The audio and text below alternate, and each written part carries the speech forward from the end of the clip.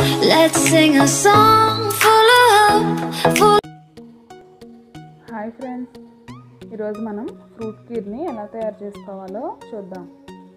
ముందుగా మనం ఒక గిన్నె తీసుకుని అందులో ఒక 1/2 లీటర్ వరకు పాలను తీసుకోవాలి. ఇప్పుడు మనం స్టవ్ వెలిగించుకొని స్టవ్ మీదన ఈ పాలను పెట్టుకొని ఇందులో 1 కప్పు నీటిని కూడా మనం వేసుకోవాలి. పాలు మనకి ఎక్కువగా మరగాల్సిన అవసరం లేదు, పాలు మనకి కొద్దిగా మరిగితే సరిపోతుంది. పాలు మరిగిన తర్వాత ఇందులో మనం 1 కప్పు సేమియాను కూడా యాడ్ చేసుకున్నాం. మనకి సేమియా వేయించాల్సిన అవసరం లేదు. ఇప్పుడు 1 కప్పు తీసుకుని అందులో మనం 2 స్పూన్స్ కార్న్‌ఫ్లోర్ని యాడ్ చేసుకుని ఉండలు లేకుండా బాగా కలుపుకోవాలి. ఇలా కలుపుకున్న ఈ కార్న్‌ఫ్లోర్ మిశ్రమాన్ని మనం ఈ పాలల్లో వేసుకోవాలి.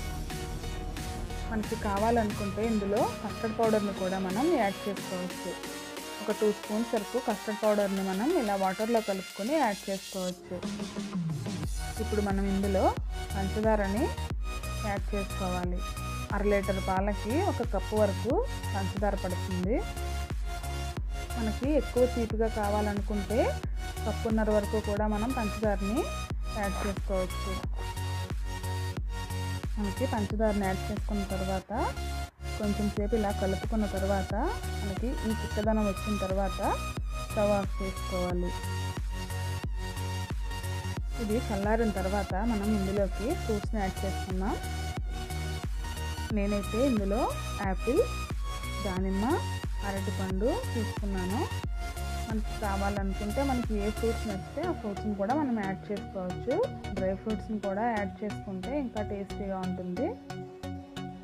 ఇలా ఫ్రూట్స్ అన్నిటిని కూడా ఇందులో వేసుకున్న తర్వాత ఇందులో మనం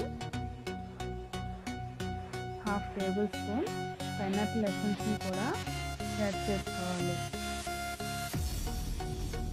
చూసారు కదా, ఎంతో సింపుల్గా ఫ్రూట్ కీర్ని ఎలా తయారు చేసుకోవాలో. మనకి వేడిగా కావాలనుకుంటే మనం ఇలా ఉండగా కూడా మనం దీనిని తినచ్చు. లేదంటే మనం దీనిని ఇలాగా ఒక 2 అవర్స్ వరకు ఫ్రిడ్జ్లో పెట్టుకొని అప్పుడు మనం దీన్ని తీసుకోవచ్చు.